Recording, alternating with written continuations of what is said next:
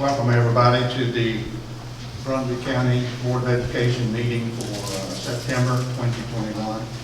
We'll begin with a moment of silence and then the Pledge of Allegiance led by Mr. Benton. Please stand.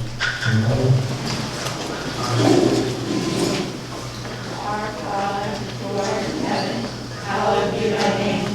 Thy kingdom come, thy will be done, on earth as it is in heaven. Give us this day our daily bread, and forgive us our trespasses, as we forgive those who trespass against us. And lead us not into temptation, but deliver us from evil.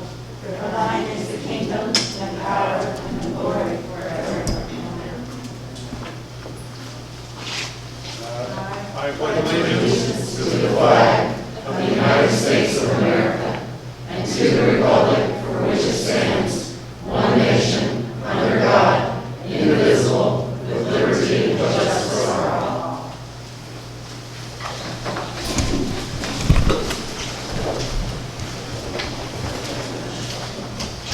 We have some folks who have asked to address the board, and we'll turn this over quickly to Mr. Green for a couple of comments.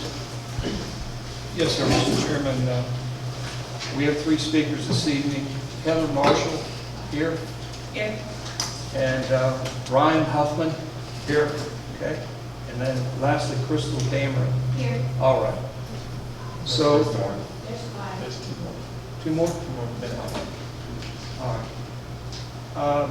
Presentations from speakers will be limited to 3 minutes per person or 5 minutes per organization. Discussions regarding particular individual employees, litigation, student records, or other matters which may be required to be kept confidential may not be discussed in the open forum setting. The chairman will have the opportunity to determine matters of discussion that may be inappropriate and if need be, rule the speaker out of order if necessary. So the first speaker is again Heather Marshall. Let me add that there are two more speakers, Ginny Quaglia and David Little. Mr. Little, you present? He said he might not make it, so. Oh, I'm sorry, Ms. Marshall. That's okay. Good evening. Locally and across the country, there are concerts, festivals, and events happening with 20 to 400,000 people, shoulder to shoulder, not a mask in sight. But our schools with 600 kids and classroom sizes of 25 students is dangerous and risking the spread of COVID. This defies all logic and common sense and proves that this really isn't about science. We can walk into a restaurant with a mask on, sit about 3 feet from a complete stranger, take our mask off and eat, and you're safe from the virus. Again, this defies all logic and common sense. If that's the case, why can't our kids walk into school with a mask on and sit at their desks and tables? If the masks work, then why can't parents who don't want to put their child in a mask have that choice? We are their parents. It is our right to have the liberty to make medical decisions for our own children. I am not co-parenting with the government or the CDC. What this entire thing comes down to is our freedom. By you board members voting yes to mask mandates, you are taking away our God-given right to choose freedom. Please remember that our great nation was established on freedom and democracy, not communism and dictatorship. You, the board members who are elected by we the people, have the responsibility to make the choice to let we the parents choose whether we put a mask on our child or not. My advice to you is to choose freedom. Thank you. Woo!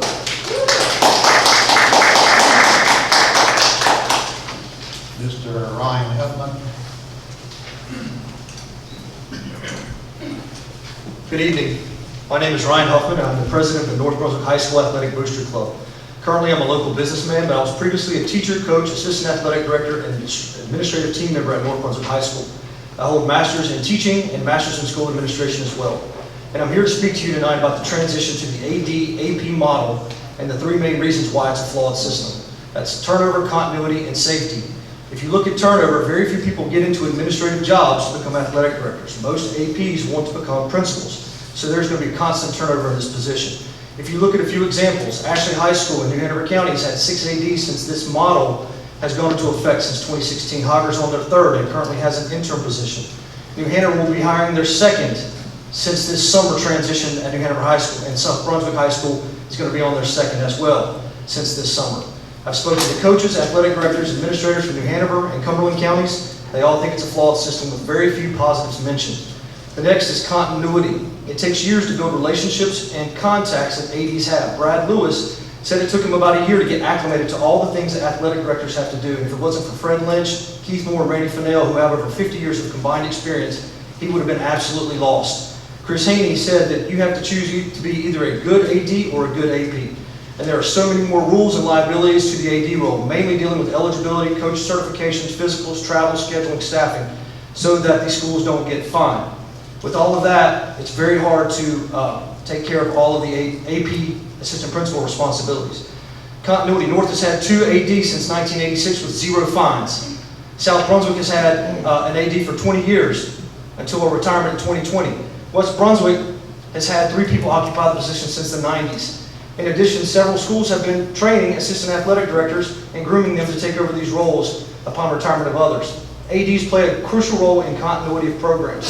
Lastly is the safety of our students. After last week's shooting at New Hanover High School, they are transitioning back to the traditional AD model because they felt like the administration was spread too thin. New Hanover High School thinks this is a flawed system and a contributing factor to last week's events. So they have transitioned back. They've actually advertised a position for a standalone AD. Why would you want to make the same mistake by adopting this new model? With all of the COVID rescheduling, lockdown, security issues, virtual learning, eligibility changes, why hire somebody in an AD-AP role and put them in a no-win situation? Why would you want to put the schools through that much turnover at this crucial of a position? It's a lot of time and money to waste on constantly interviewing people over and over and over again. I hope you'll reconsider that plan. I want to be a part of the solution. I'm here as a resource if you guys need me. I've done a lot of research on this. Thank you for your time this evening.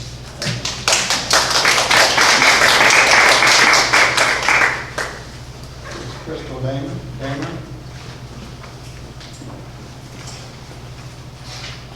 Good evening.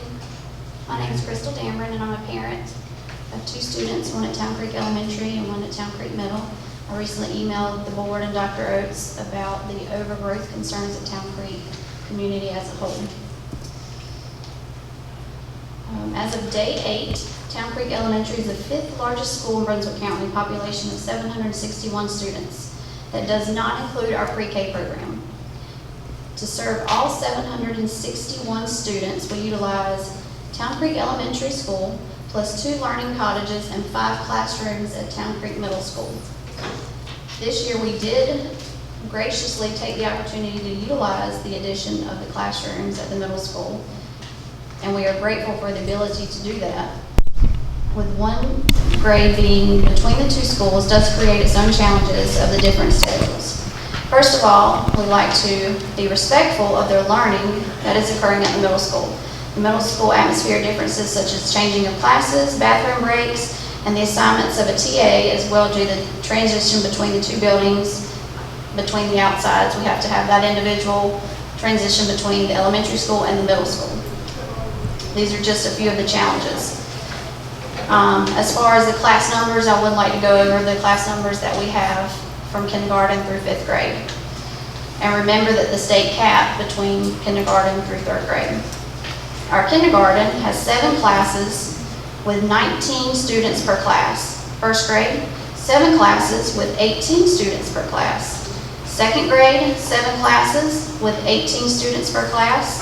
3rd grade, 6 classes with 18 students per class. 4th grade, 6 classes with 23 students per class. 5th grade, 5 classes with 27 students per class. We have 5 EC classes with 7 to 13 students per class. Our Town Creek Middle School has 391 students with an average of 33 students in each class. They have 4 classes for 6th, 7th, and 8th grade. So as of today, Town Creek Elementary does not have the capability to serve its own population of kindergarten through 5th grade. So what are you guys thinking about for the future? Kindergarten through 4th grade for Town Creek Elementary, Town Creek Middle going 5th through 8th grade? As of today, that's not going to work. What's going to happen when, as of right now, kindergarten is 160 students. Next year, that's going to grow. We're going to get bigger. Once our ratio goes up, we don't have any classrooms left if our ratio goes up from our 7 classes with 19 students per class right now. We have no extra classrooms to address the capacity. So let's discuss another capacity issue, our lunchrooms. Right now, our lunchroom, of course, that's okay. I've got a fact sheet in these awesome bags. It's got all the facts for you guys. So, thank you. Thank you.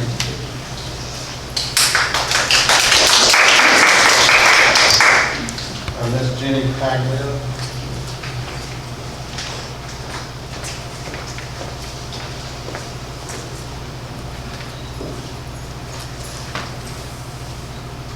The North Carolina COVID toolkit versus the U.S. Constitution. Which do you choose? As elected officials, I assume when you took your oath of office, you had your hand on the Bible and swore, using the official North Carolina oath, which you swore allegiance to support, maintain, and defend the Constitution of the U.S. So help you God. So, when the slippery slope of the arbitrary, ever-changing, and dictatorial North Carolina toolkit many of you hold up as the reason you have to do everything, a document written by unelected bureaucrats who have zero knowledge of our district or our kids reaches a point of no return. That document is almost entirely reached a point of no return. Forced masking, forced vaccinations are coming, othering those who are unvaxxed, forced quarantines and closures where no one can identify who closed the schools, fingers pointing in every direction except back at yourselves. We have forced remote learning, the threat of arrests of charter school administrators by unelected health boards. What is the red line in the sand for each of you? Aren't we there yet? I would ask you to pick up your U.S. Constitution, which was divinely inspired by God, and look to it for answers, not the North Carolina Department of Health and Human Services. Our Constitution was written as a document that puts a check on government overreach. It's a document that secures our rights. The North Carolina Toolkit is a document that takes our rights as free people away.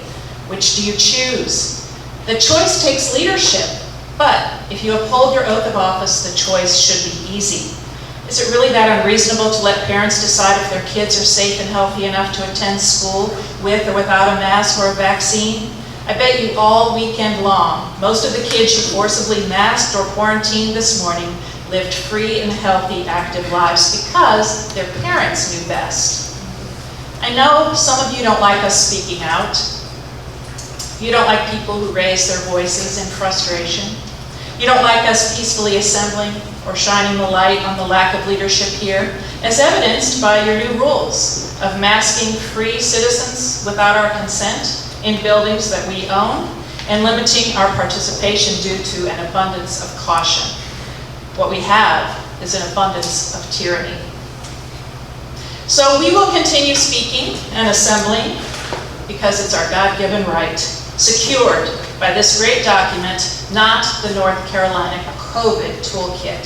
And we will continue until you decide to truly represent the people you work for and uphold your oath of office to God and country and fight to secure our God-given rights. Thank you.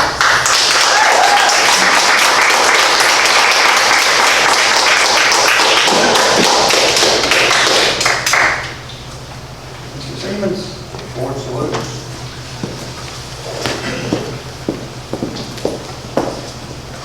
All right, well, good evening, everyone. In baseball, you're having a pretty good day as a hitter if you hit a grand slam. That's, batter knocking it out with bases loaded. So our Brunswick County Schools District Teacher of the Year has pretty much achieved that feat. She'll be with us for the year. In 2020, she was on first base as the District Remote Learner Teacher of the Year. On second base, you've got the Cedar Grove Middle School Teacher of the Year. On third base, you've got the Brunswick County Schools Middle School Teacher of the Year.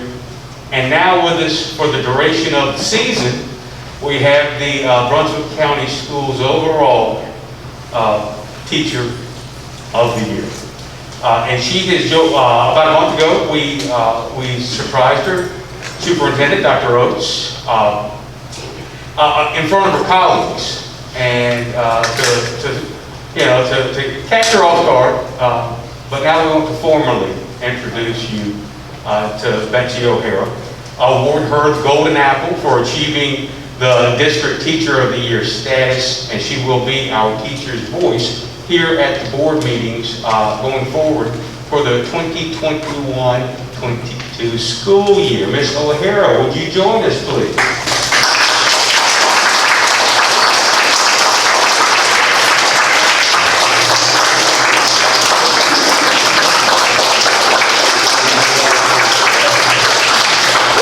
I'll put it back in the shiny, in the box, but I wanted you to see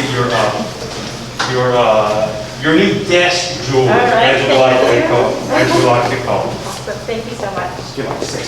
Yes. Dr. Oates, cabinet members, board members, and all those in attendance, good evening. Thank you so much for recognizing me tonight and for giving me the opportunity to say a few words.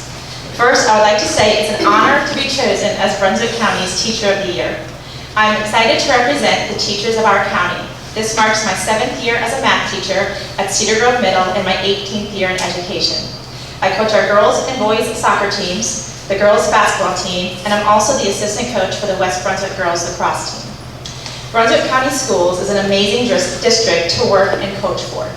When you read about what makes a school district successful, they share these attributes: quality leadership, high expectations for students, teachers have autonomy in their classrooms, formative evaluations for students and teachers, goals and direction, and the systems within the schools are well organized. These attributes describe our county to a T and why we continue to grow and succeed. We have endured so much: hurricanes, a pandemic, a population explosion in the North End, and more. Our leadership is strong, collaborative, they believe in educators, and always have a spare moment to listen to stakeholders. I finally found the district I want to teach in for the rest of my career. This year, in my role as Brunswick County Schools Teacher of the Year, I would like to get back to basics. Let's get back, meaning let's get back to focusing on engagement, feedback, and connections. Now that we are back to in-person learning, we need to engage our students to be active participants in their education. We need to ignite that inner passion to learn, to be successful, and a desire to come to school. At the same time, we need to continue to give feedback. Just as teachers and adults like feedback on their work, so do students. Feedback guides student understanding and also builds confidence in their learning. Lastly, we need to prioritize connections. Connections with our students, their parents and guardians, and our colleagues. Connections foster good relationships. Good relationships build trust, and trust improves learning, which creates success. I invite you, the board, to focus on these 3 things this year as well.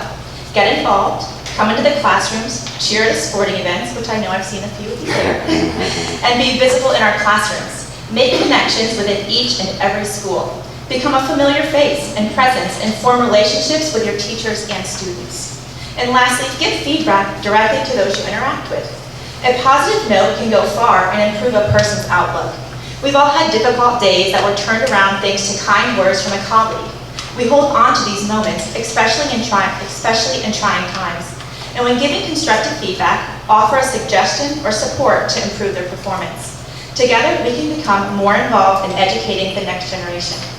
I would like to end by thanking you, the leaders of our county, for your due diligence. You made in-person learning possible this year. For our open house this year, I posted the question, what are you most excited about this school year? 90% of the responses from students were to be in school with my friends, to be in class with my teachers, to learn without a computer. Our students are just as excited to be back in person as we teachers are.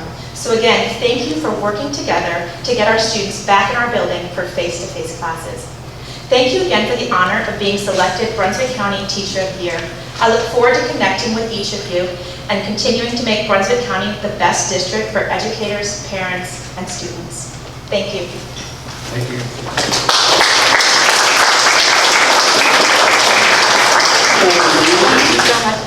You got it. We are in good hands, y'all. So, the month of September, but wait, there's more. The month of September, we are going to be surprising randomly some of our other district employees of the year. So, why not start right now with another announcement? I've got the golden apple here, but Dr. Oates, your eyesight is way better than mine. Could you read that for me, please, sir? I'll try. Give me some light. There we go. Dr. Stephen Sullivan, Brunswick County Schools, Principal of the Year, 2021, 2022. Ladies and gentlemen, he happens to be here. Dr. Sullivan.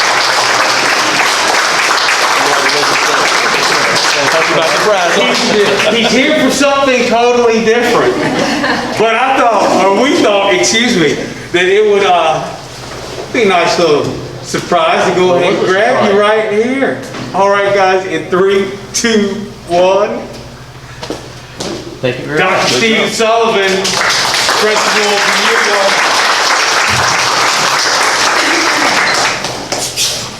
And that, well, more announcements coming out in the month of September, so stay tuned. Thank you. Thank you, sir. Ladies and gentlemen of the board, you have the meeting agenda. Is there any corrections to the agenda? So I would like to add for number 5 under discussion, the dress code. Okay. In addition to the agenda, under discussion, number 5, dress code.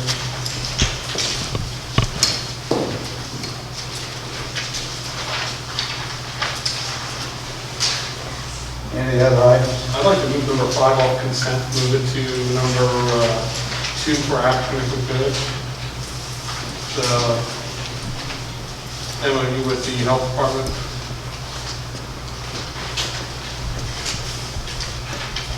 Number 2 for action. 2 action. Number 5 to action. Yes, please.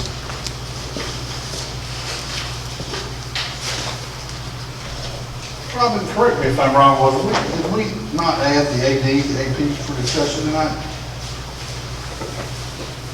From committee? I believe that was going to be, since it discusses personnel, maybe in closed. Well, okay, thank you.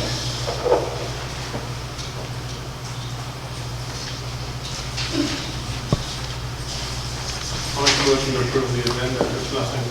Second. With these 2 corrections, we have a motion by Mr. Benton to accept the agenda, and a second by Mr. Barber. All in favor, say aye. Aye. Ladies and gentlemen of the board, you have the minutes from the regular meeting on August 9 and the committee meetings on August 17. Are there any corrections to those?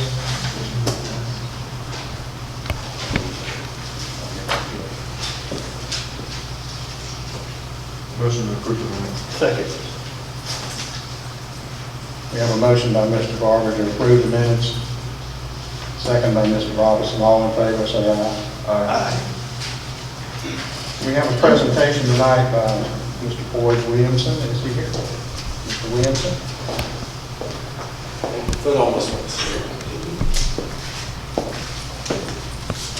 Good evening. Thank y'all for the opportunity to come here this evening and speak to you and address maybe some misunderstandings. My name is Boyd Williamson. I'm chairman of the Brunswick County Board of Elections.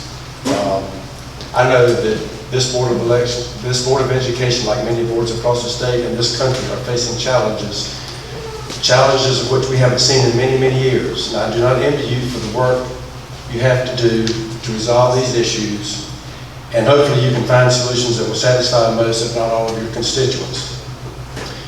Our issue is nowhere near as great. Nevertheless, we, like you, are charged with finding solutions to the needs of the voters of this county, just as you're charged with meeting the needs of the parents, children, and teachers of your staff. Occasionally, we have to conduct elections, and we must find suitable, safe, convenient voting sites for people to come vote.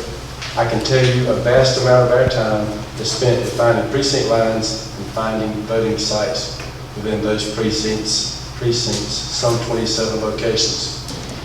If we come to you asking to use an educational facility, I can assure you that we have exhausted almost every viable option. I am probably the most outspoken opponent on the Board of Elections to using schools or similar facilities for voting sites.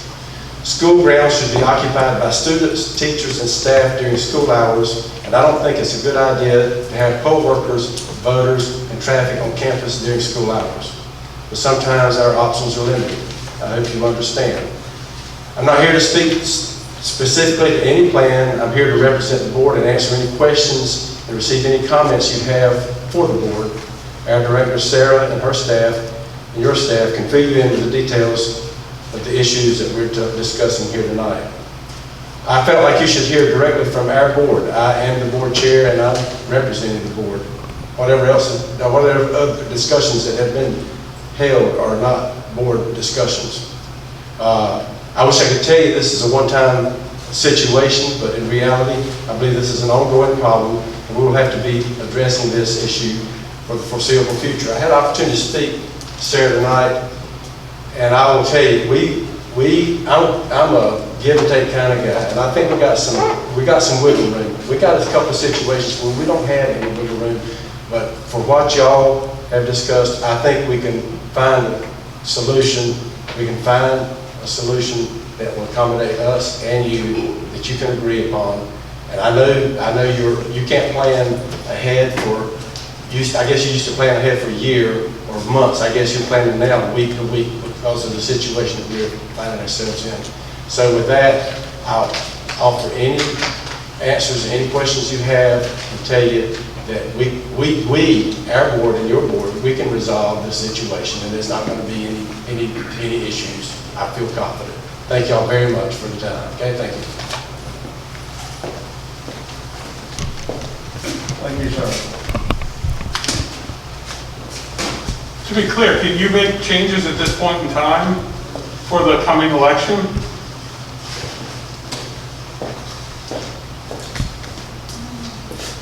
Yes. You can still change November's site location? We can change site locations. In an emergency situation. Only in an emergency situation? Because it was, so I guess we don't have the form up here, but we got the letter you guys sent. We can't have uniformed officers in the election area because that's intimidating the voters. We can't have masks on the voters if they don't want to wear them, even though they're coming into school breathing the air, which of course our HVAC systems share with the students. You guys are seizing, if I'm not mistaken, there's a letter where if we roll it down, there's a letter where it talks about how many parking places are being taken. Places like Lincoln, our staff occupy all the parking areas and grass areas around the school already. So even if we closed school that day and had a work day, we wouldn't have enough parking, which I went, with your gentleman right here today to all those elementary sites. Belleville, the principal, thinks they can make it work. They can make it work in VW. And of course, the high schools, you're using auxiliary spaces, so there's no issue there. But I mean, these are a lot of concerns for us. I mean, people can enter campuses 36 hours prior and post-election to put campaign materials, which means we can have anybody roaming our campuses. If they say they're there for campaign, there's nothing we can do about it. And, they could be out by playground, walkways, whatever, if the playground's near. And I guess those are all concerns for us. I mean, we have SROs at every campus, but. That's my concern too. And I can, first of all, let me back up and say, we're not seizing anything. And Lincoln is one of the places we're going to consider conceding. We'll go back to the classroom at the facility down. It's a park or whatever it is up where the ball field is. It's a classroom size situation, and we're going to resolve that in a classroom situation. But a couple of these sites we cannot resolve. We're not seizing anything. If we have to vote, and kids and students are going to be in school, if school's going to be in session that day, then we're not going to go to Lincoln. Because we can't. We know that. And we can resolve that situation. We got an option out of precinct. We have to get approval from the state board of elections. We go out of precinct and vote. Is that Leland? Leland precinct? Yeah. It's in the Woodburn precinct. Woodburn precinct. We can resolve that situation. Okay. Mr. Williamson, would this be considered one of those emergency situations then? I believe so, because the polling place, if there are students present at Lincoln, would not be viable for us. So I believe we could get state approval on that, yes. The biggest complaint we get from the parents, especially in the elementary schools, and we spoke on the phone earlier, is, you know, they go to school on Monday, and then they have Tuesday off, and these parents who don't have before or after school care, or their kids don't go to camp, it puts them in a real bind with them having to go to work and having to find childcare for one day in the middle of the week, which is why we have, you know, asked you to use the least amount of schools possible.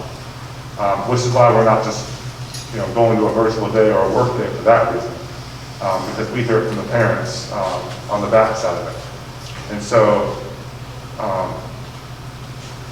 it's not that we're not wanting to work with you, sir. I understand. I You know, understand. and you and I have talked as well, and, Yes. and we all believe firmly in what you guys are doing. But we just gotta find that, you know, something that we can agree upon that gives you guys access for good voting sites, but also isn't putting the rest of the community in a bind, especially in these elementary schools. I appreciate you clarifying a few things, and I agree with you. I think we can come up with a We working can, situation. we can. That's what we're here for, to resolve these issues. Thank y'all very much. Thank you. We're going to do everything we can to work with y'all in every way we can, okay? Thank you very much.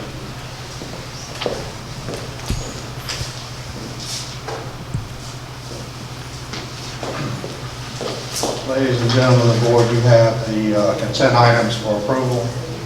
There's a motion to approve. Motion. Second. Mr. Barber makes a motion to approve. I'll second. Mr. Robinson, second. All in favor, say aye. Aye.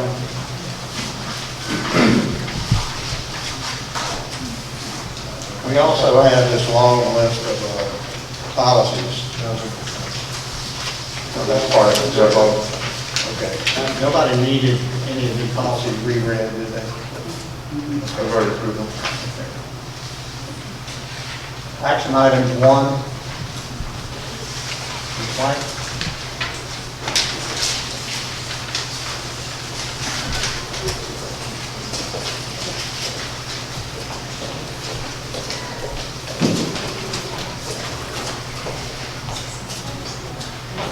Cover letter. Good evening, board members. I'm here to follow up on the presentation that was made in regards to the calendar revisions in regards to polling. In this memo for this evening, I've outlined the background and the history of our process as a system to adopt a calendar, which includes feedback with our staff and parent community throughout the January to March window. In that time, we presented to you at March 2nd calendar for review, and it was reviewed and approved. And then on the 16th, we heard from the Board of Elections, and hence the process that we've been talking about with the changes. At that time, we had 2 days that were work days for Belleville and 1 day for Virginia Williamson. Those are the current, that's what the current calendars show as our work days. So what we need to decide this evening is a calendar so that we can notify and plan for at schools and for parents in regards to if they'll need child care, whether or not all schools will be in session, if some schools will be in session with work days, and which calendar we will follow moving forward. I make a motion to put school in session on both sets of election days, all schools.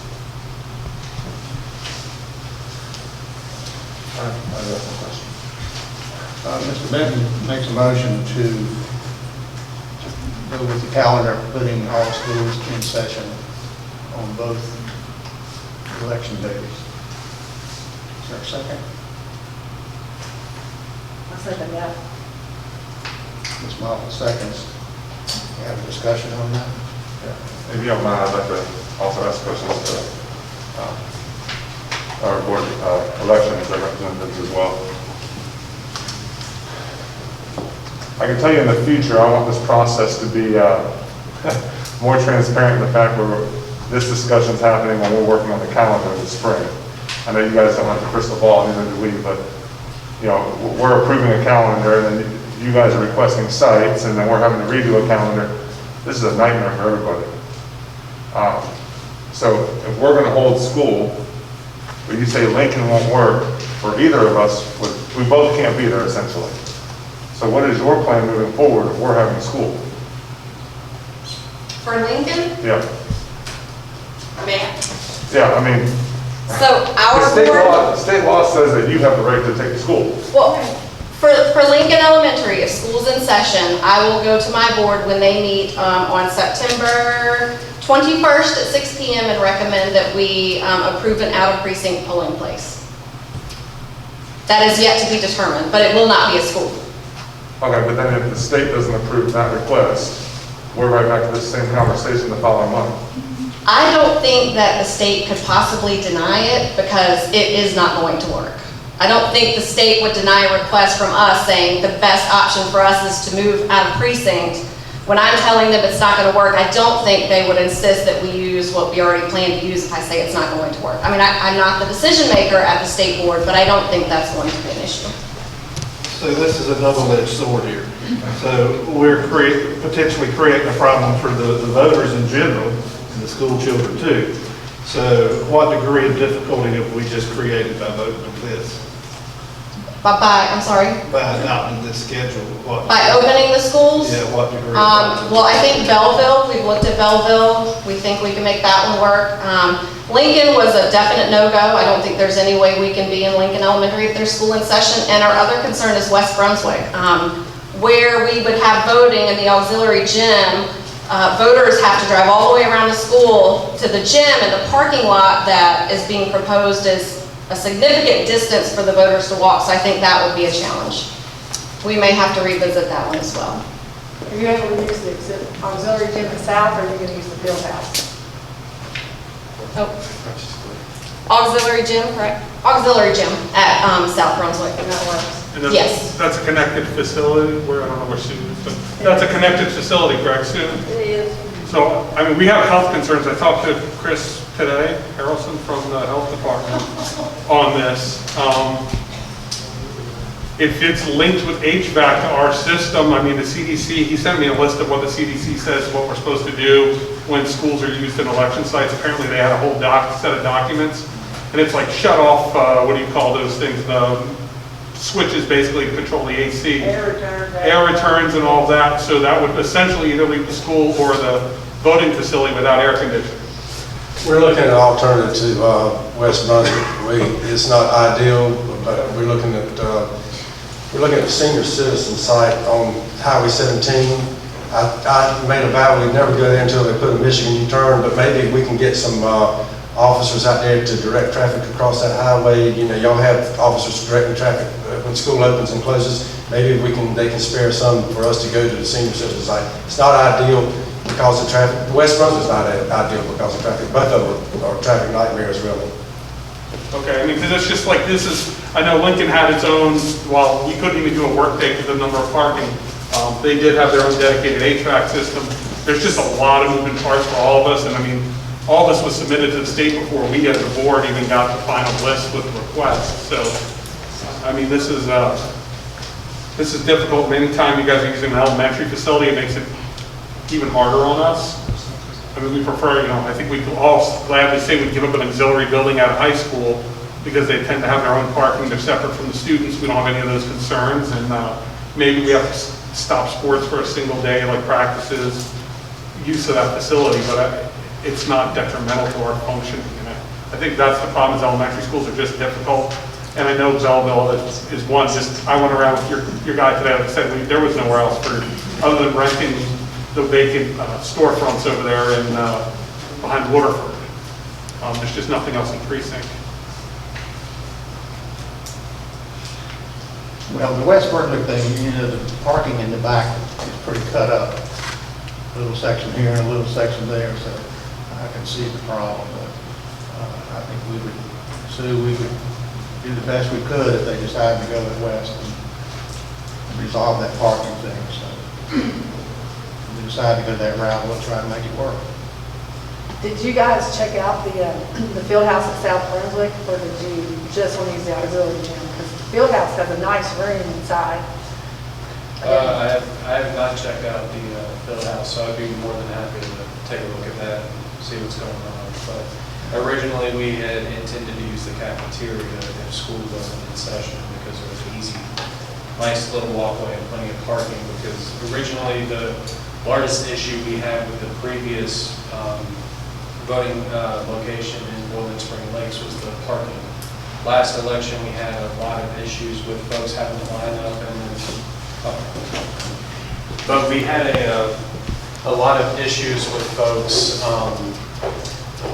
lining up and then with cars trying to get in and out, people were in the way, but also cars couldn't successfully move around. So that was the reason that we originally tried to look at South Brunswick. But no, I'd be more than happy to take a look at the house. So not the auxiliary gym at the south, it was going to be the cafeteria? It was going to originally be the cafeteria, yes, ma'am. So, Did you look at the auxiliary gym or the?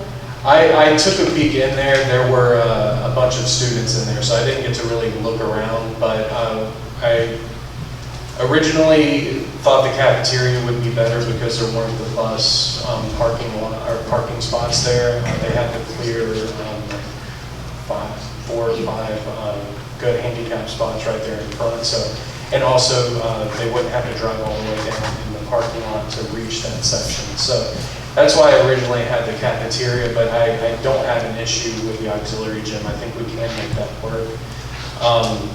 And I'm not sure who typically parks in that section. It might be student athletes or something, or just teachers. But if we could move folks to the upper part, yeah, I think we can get enough parking in that location, especially compared to where we were before, where we can make that a successful location. But if the field house is off campus and that could help with COVID issues, I have no problem with taking a look at that and seeing what's going on. So, have you, Ms. Knox, correct? Yes. And Mr. Williamson and yourself? I'm Ryan Childress. Mr. Childress, have the three of you or the representatives that's been out doing this had a chance to actually go out with Ms. Rutledge? Yeah, has everybody been out face to face and actually? Yeah, I've met with Ms. Rutledge now on 2 different occasions. So one was whenever I was taking a look at Union, and we decided not to do Union for other reasons. But then we went out today with Mr. Denton as well, and took it around in the north side of the county and some possible locations, and then the 2 schools that we intend to use there as of right now. Ms. Rutledge, do you have anything to add where we can maybe come to a conclusion with this tonight that everybody is, or we're making sure we're looking after both the students and the voters here?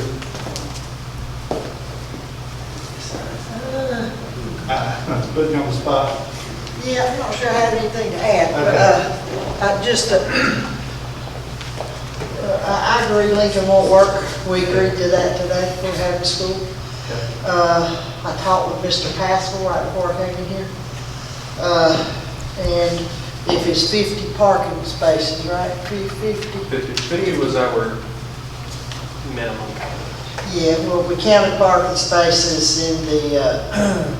in the old field house lot, and the lots close around there. We think we can make that work if we're doing west. And it'll just take, it'll take some of our staff, some of our custodial staff, and maybe some of our staff in operations just to make traffic flow as good as it's able to flow. Or I've got to talk with you guys about what you can provide and what you can't. So it's just got to be worked out, but we can work it out. I'm real thankful we're not going to try to do something at Lincoln. Thank you, Ms. Rutledge, for your efforts on that. From a school safety point of view, I know you can't have uniformed officers in view, which is a shame.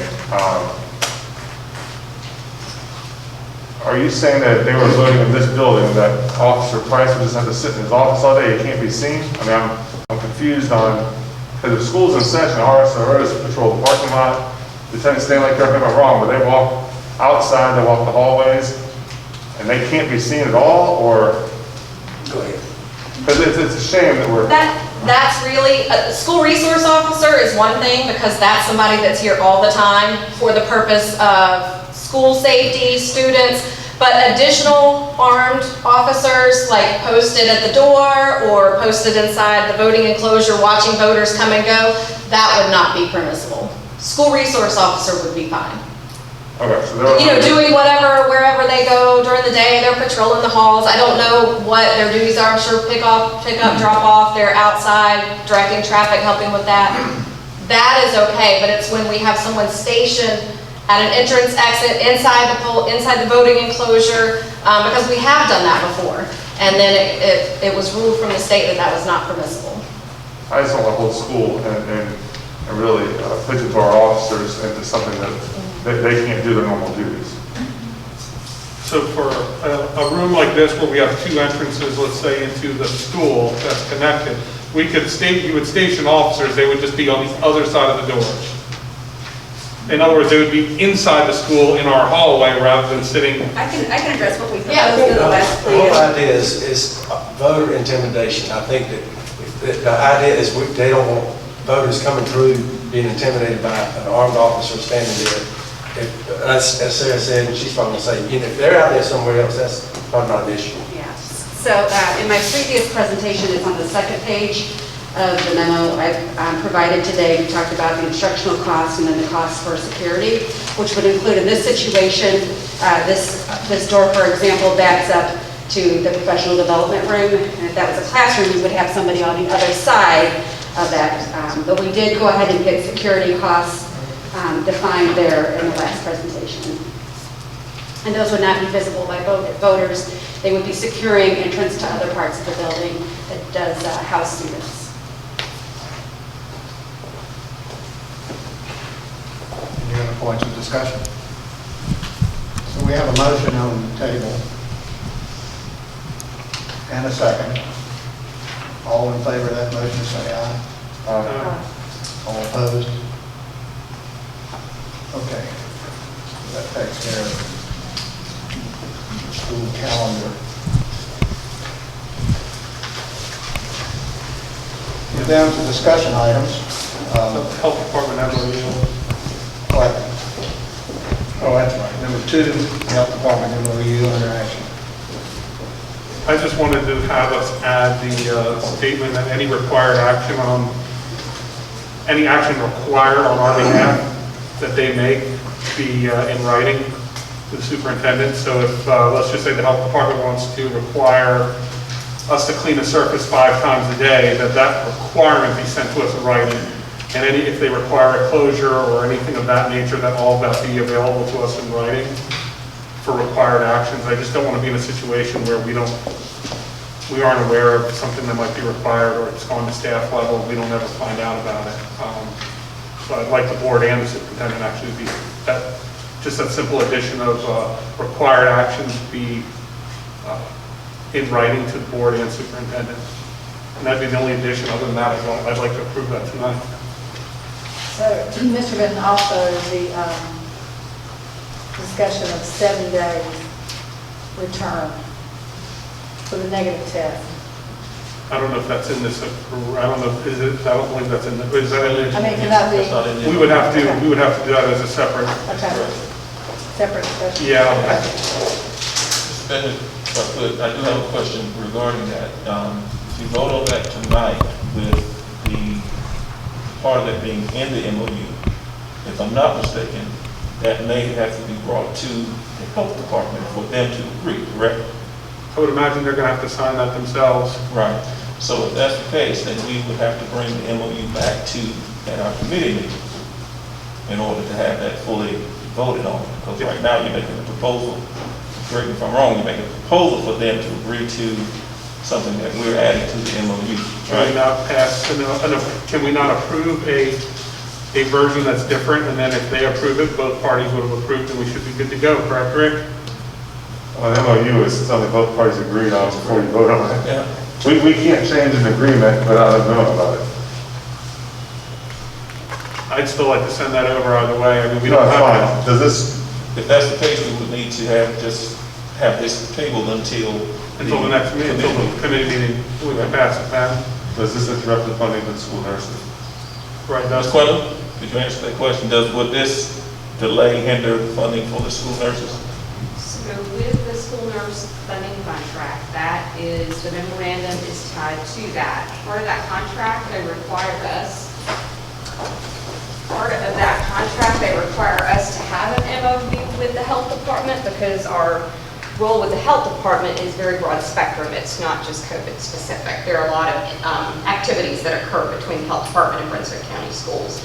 And so part of that agreement is the MOU. And then when we get the MOU completed and signed, and they sign, that deadline is typically September 15th from the state for them to submit all of their paperwork from the health department back to the Department of Health and Human Services. So that's what that. So would you be able to make that deadline with? No. We have a special meeting. I'm fine with a special meeting to do it. If we approve this today, could we do a second agreement with them to require this?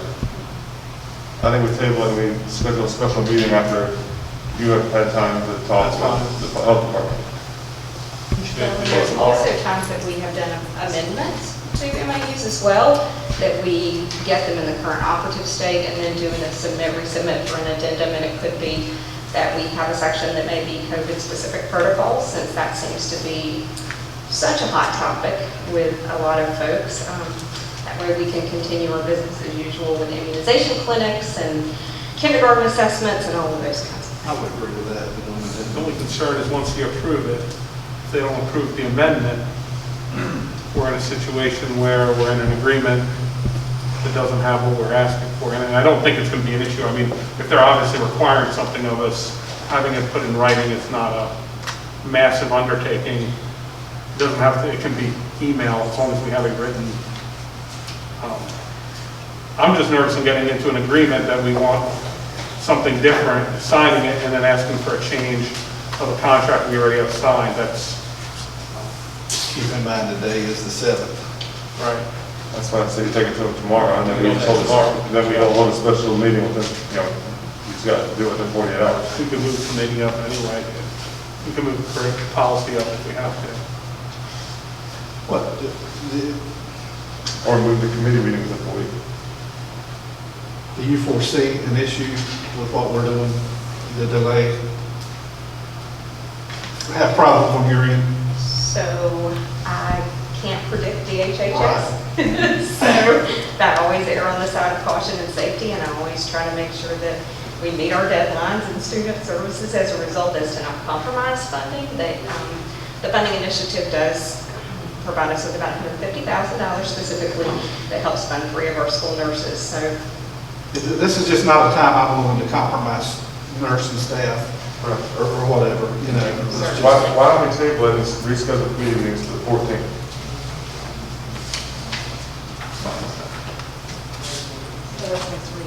That's next Tuesday, but that's before the 15th. That gives Dr. Rose and his staff a week to get with the health department to figure out if they're going to agree with that or not. And then we can approve it on the 14th, which is before the deadline. 14th is fine. Okay. You go with that, Mr. Chairman? Yeah, we'll go along with that. So we're going to table it and then we'll reschedule the committee meeting.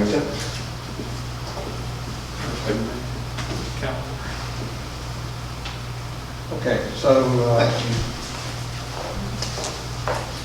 now under discussion, Mr. Robinson, you have the SRO position. Yes, Mr. Stanley, could you come forward? I've asked Mr. Stanley to come up and give us a little bit of background on what we're dealing with here. Back on June the 8th, Sheriff Ingram had requested additional personnel for an SRO position. I've asked Lieutenant Stanley, could he give us a little bit of feedback on this request and give the rest of the board some idea. I think we've had a little bit of opportunity to speak with Lieutenant Stanley, or at least some of us have, but he's here to give us some feedback on this request. Good evening, board members. Our request is for an additional SRO position. Currently, Brunswick County Schools is responsible for 22 and a half SRO positions and 1 SRO detective. Now keep in mind that is 22 and a half bodies. The community college, one of them is the early college high school, that's where the half comes in. The community college is responsible for the other half, the county schools are responsible for the other half. And the SRO detective position. At all times, those positions have to be filled. SROs get sick, SROs have family emergencies, SROs have doctor's appointments, and we may have another incident on campus that requires additional assistance. I am representing from the sheriff's office itself, not the Brunswick County School Board. That is where my position is generated from.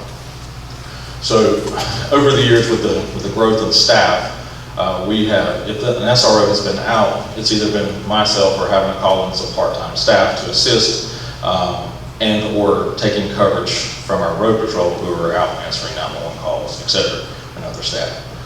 So in speaking with Sheriff Ingram and staff, we are definitely requesting an additional person to serve. The primary role will be to serve as a cover person in the event that one of those bodies are out.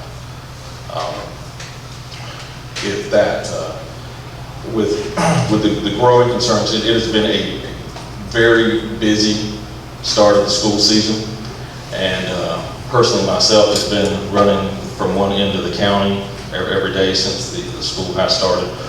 Not only with traffic concerns, but after the incident last week at New Hanover High School, it has been wow for us. So what I am asking for in the sheriff's office, Sheriff Ingram is asking for, is an additional personnel to serve. The primary role is a cover in the event of one of those staff members that is out, and as an assistant supervisor to aid myself with the growing concerns and the needs of our county. Every day we have SRO staff that is dedicated. But let me tell you, the most important thing about having a trained SRO in the school is not knocking our road officer staff, not knocking anyone in our sheriff's office, but our SROs are trained and they deal with kids on a day-to-day basis. They are familiar with how our school system operates, and they are familiar with how everything goes. It is better to have somebody that is dealing with those problems on a day-to-day basis than having to pull, somebody that's not familiar. But I'd be happy to answer any questions. Hopefully that's a brief little summary of what we're asking for, but just keep in mind that it's 22 and a half bodies that have to be filled at all times. And the last thing we want to do is sell our school system short with security, especially after the recent events that have transpired. We have a 3-year contract remaining with you guys, correct? I have no idea. We do. And in the contract, it says you guys provide all makeup coverage for any SROs that are off. It also says that you provide all supervision out of the sheriff's budget for both of those items. So, I mean, we only signed that thing like not even a year ago, right before Charlie left the board. And I was just trying to figure out what changed between 6 months ago and now, because we signed whatever they sent over. Like, we were like, oh yeah, all right, no problem. And that included that the sheriff's department would cover all the outages and would provide the supervision. What has changed is the increase of people being out just last year alone, and the staff probably wasn't aware of this, but there's 180 days of school. Out of those 180 days that are working school days, 118 of those days were 2 or more SROs out. Instead, we're pretty much depleting our road patrol system to cover the schools. So we can't short staff the road and not answer 911 calls, staffing the body in the school. We're asking for one person. And then and so if I'm not mistaken here, and I got to ask Ms. Cahill on this one, we were having positions by trade covered. So several of the SRO positions where we had an agreement with BCC, the commissioners were basically picking up the equivalent. And this goes back even before my time. Ms. Cahill, so we used to do a trade with the graduation. They would charge us X number of dollars to use BCC. The commissioners wanted the extra SRO positions we didn't have grant money for. And what they did is we worked some kind of swap, if you will, for that money. And since we're no longer using BCC because the facility's too small for our schools because we've outgrown them, we're also now picking up, how many positions is that? There was 2 during that time. There was a detective and a second one for South.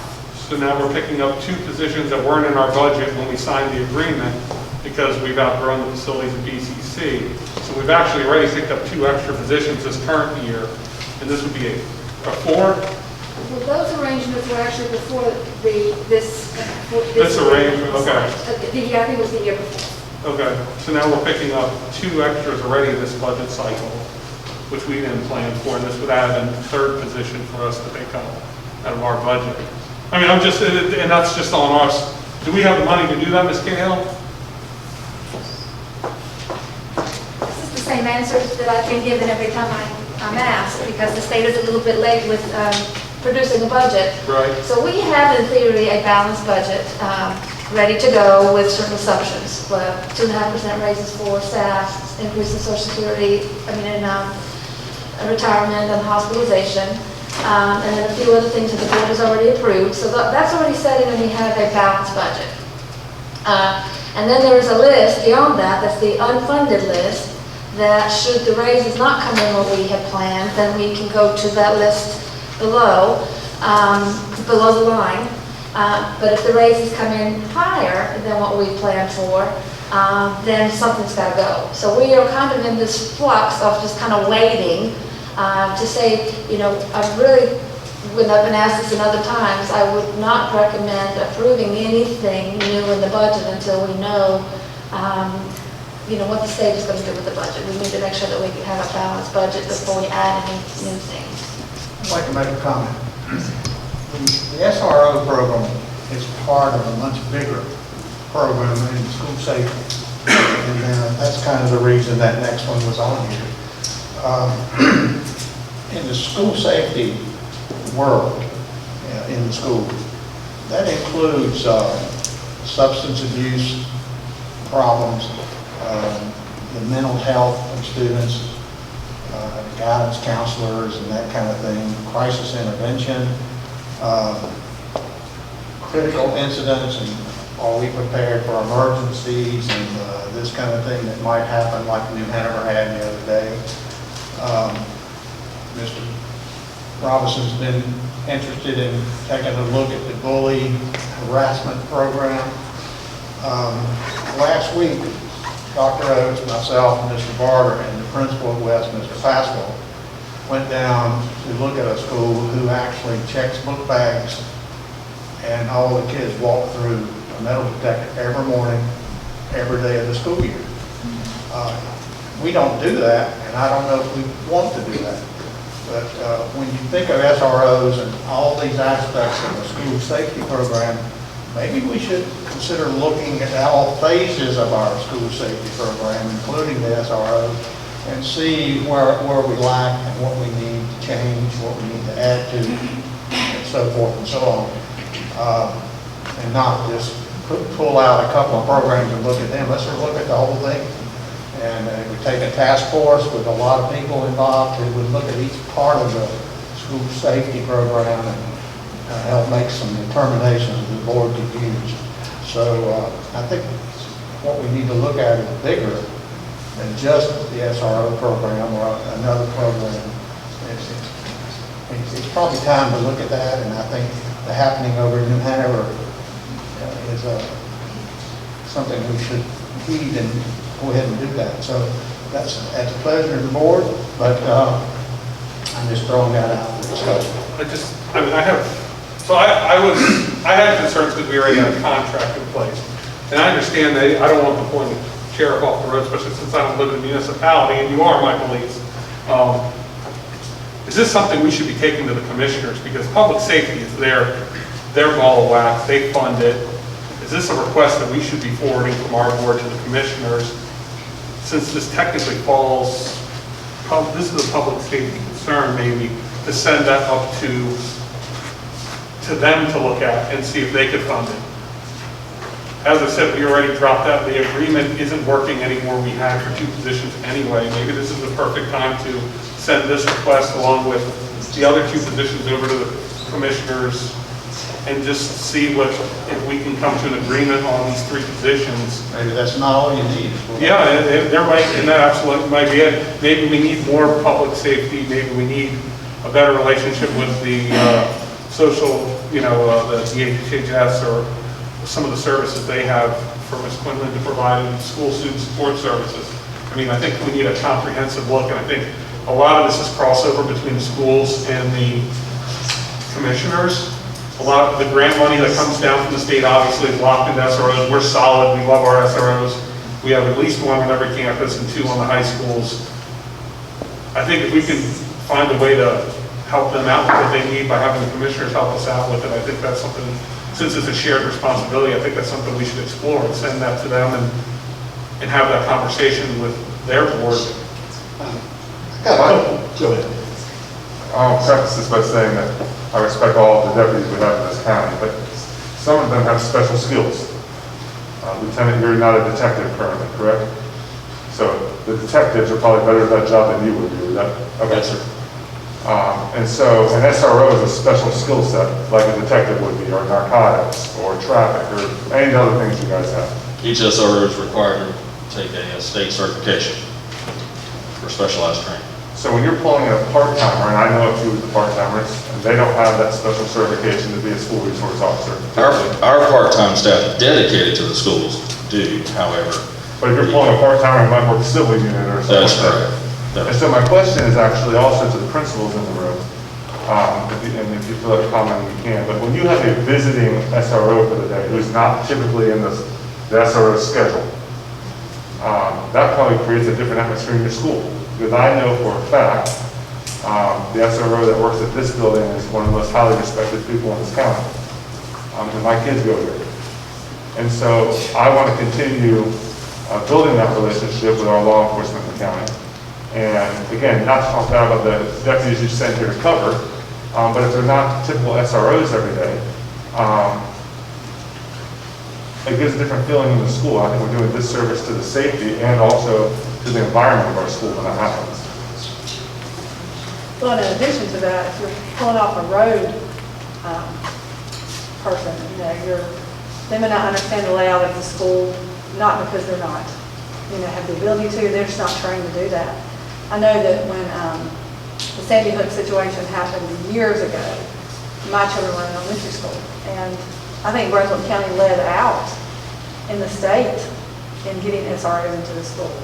And just for me, I'm so appreciative of what you guys do. And I know that, my kids have a relationship with the ones at South, first name basis. And I believe they would do anything to protect the kids. And I'm grateful. And I want to keep that in place. And give, our students who are, while we're here, they're the most important. And we've got to give them the utmost safety and protection along with the staff that we can give them. You're not letting me cut you off. No, you didn't. A couple of my comments were already just made. We do have probably one of the best SRO programs in the state, safe to say. Yes, sir. And most of I could go back to when you and I were in school, our deputy SRO officer we were on a first name basis. And that continues to occur in the schools from what I see. It's not like your typical, we just brought our ages up. You might as well say that the principal is... The principal's sitting here too. So, yeah, we were on a first name basis, and that continues to occur inside our schools. It's just not a deputy inside the school system. And I can appreciate having that inside our schools. And as you mentioned, we just don't have a deputy inside the school. We have a qualified officer that's there, a school resource officer. And their job is multifaceted.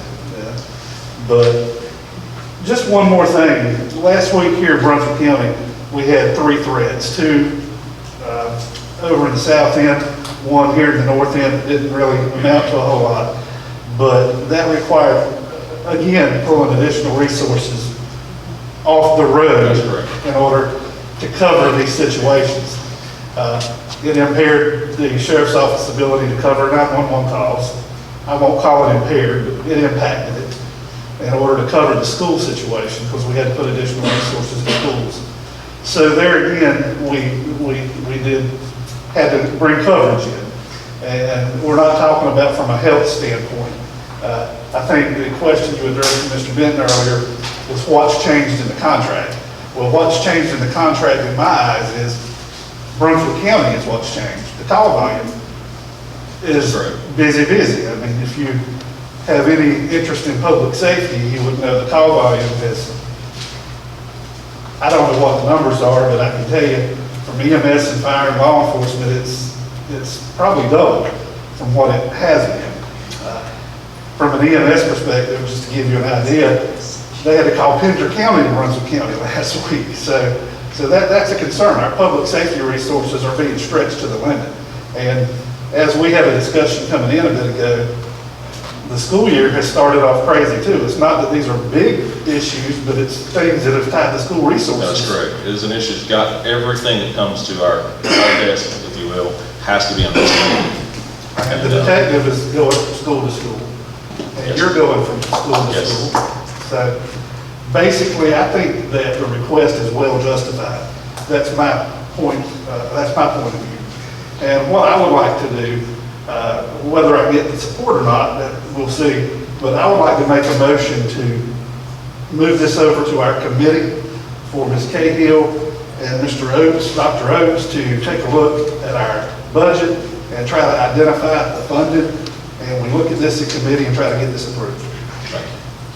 You're just asking to move it to operations? That's correct. That is my motion. We don't need any motion for it. We can just do that. Yeah. Okay. Is anything you can do that? Okay. And the same thing, yours, Mr. Lemon, is you'd like to? Well, mine's fine, Yeah. Okay, you'd like to just move it over and do a comprehensive review of security system? But I will be specifically making that request, whether it goes to committee or whether it comes back to this. I'll be making the motion to approve that at some point. Thank you. Thank you. Town Creek Enrollment, Dr. Oates. Board members, tonight Ms. Darren spoke and pretty much stole my thunder. I got a lot more. I know you do. I know you do. Thank you for coming, by the way. Yes, I just kind of want to give you where we were as staff. We definitely are aware of the enrollment issues that are going over in the Town Creek district. But just speaking with Town Creek Elementary specifically, I think by the close of the day, we were, as far as enrollment in the school, 763 students in the school, which was 84 above their projection. As you know, as Mr. Darren did mention, as I have informed you, the entire 5th grade has been moved to Town Creek. However, one of our pre-K rooms has been moved to Bolivia to give some extra space, and being notified today that one of the music teacher is now providing music outside of the classroom on a cart. So that, although it frees up the classroom, it puts music not being able to have a classroom at Town Creek Elementary. And of course, none of these are ideal situations, but we are definitely aware of it. And in talking with Ms. Rutledge this morning in our cabinet meeting, I just wanted to give her an opportunity to tell us where we were, how we're looking at some long-term remedies to this issue. So Ms. Rutledge, if you could this time address that.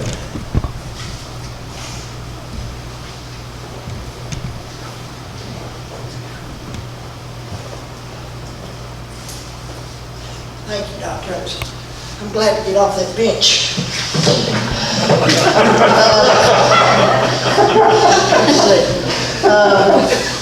Yeah, so we're looking at... Is it as hot back there as it is up here? Or just wanted to ask that? No, sir, it's cool, just the bench. We're looking at a number of things to bring back to committee. I could name them all, but some of them might not work at all. So there's no point going through the list. But we're looking at available land. We're looking at modulars. We're looking at making sure our capacities are correct. So we're looking at a lot of things. I have talked to Cropper and Associates, and I told Dr. Oates, at the first of school, I'm worried. Like, I'm sure you're worried, Ms. Danny. And so I've gotten some information from those guys. They say that the movement, they call them migratory patterns due to COVID, have a lot of unexpected movement. People moving out of metropolitan areas to smaller areas. They said they're experiencing in Pender County much of the same that we are experiencing. All that being said, we've got to look for solutions, which we're doing. I'll have some information by the September committee meeting. I don't know if I'll have all the information I need, but I do want you guys to know we didn't just start looking at it today. We've been looking at it since the beginning of the school year. I'd like for you to know that too, Kevin. And you know, you're always real helpful, and I appreciate that. I've got some more numbers for you. Okay. Yeah, I was listening to your numbers, and our numbers don't exactly jive up, so we got to look at that. I got the right numbers. Okay, well, that's good. I like if I'm kind of right, but who knows? Yeah, we'll be looking at some things and get back to you. If I'm not mistaken, so I've been up here since when we started redistricting and started this whole process, at least the first attempt and then the second attempt and the actual doing. We had 66 seats here, which I believe are still vacant because Cropper said he was going to leave them here as for overflow for that school as they butt up against each other. Is that what we're looking at, is sliding that last little bit? There was a triangle that we decided not to move because they would have to drive by the school to come here. Are we looking at that is not one of the things that we're looking at right now. Okay, because they were never moved, and because of that, they're not grandfathered in under that list of people who can't be moved more than once. Can we consider looking at that again? Because if I'm not mistaken, that little block was about 40-something children. Yeah, we'll answer that question. Okay. Sure. And have the overall numbers for you guys to look at too. The number on the number on the 20th day is kind of an official number, but the number on the 25th day, you might have more kids in the school that day. And so we just kind of got to have a little bit of room. I mean, a lot of this is the charters of lost enrollment. If you look at their ADM's public now on the DPI website, they're down several hundred students. So that's also playing in, I think, where we're getting some children migrating back. And I think a lot of that has a lot to do with this as well. Well, we've looked at a different demographer. We've used the same demographer for at least 5 years, because I've been here for 5 years, go for 6. And we've used the same demographer. And if you look at his results over the years, it's pretty close. But we feel like we need to get somebody different, a fresh set of eyes. We've advertised twice for proposals from demographic firms. We've selected a firm, and that won't come to you guys as it doesn't meet the threshold of money that comes to you. But we got that going on, and that's been advertised. Like I said, it's been advertised twice, so that got done right at the start of school. Thank you.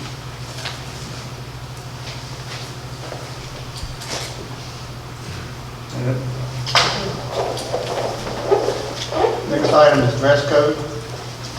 Mr. Robert. Well, actually discussing the regular meeting, no time. Our next meeting is October 5th. Yes. I kept that on purpose. Just going to committee for discussion, maybe updating dress code, re-looking at the dress code, been several issues.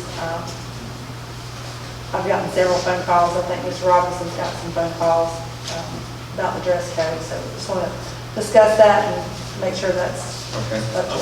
I have it on my list for committee to add to the policy for us to review next week. And for clarity's sake, that's student dress code, correct? Yes. That is. Your suits are still fine, Dr. Specifically, that was leggings and, correct? Well, it was leggings, shorts. And short length. Female versus male, I mean, there was a lot of issues. Unfortunately, male shorts are back in style again. Okay.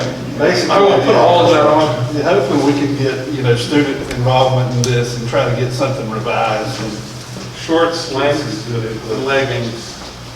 When the current student dress code came about, right when I got here about 6 years ago, there was a number of students that participated in that. We pulled from student body presidents, student government association officers, asked for volunteers from students. So we had a very group of students to come in and sit down and hash that out. Good. 6 years is probably a good time to revisit that. Any other announcements? None at this time. Have a motion to go to I closed session. have a couple more things while we're under superintendent and board announcements. Dr. Oates, most of the board is still continuing to get questions and comments about remote options for those who are interested. Obviously, the board still has a goal to keep in-person going as much as possible.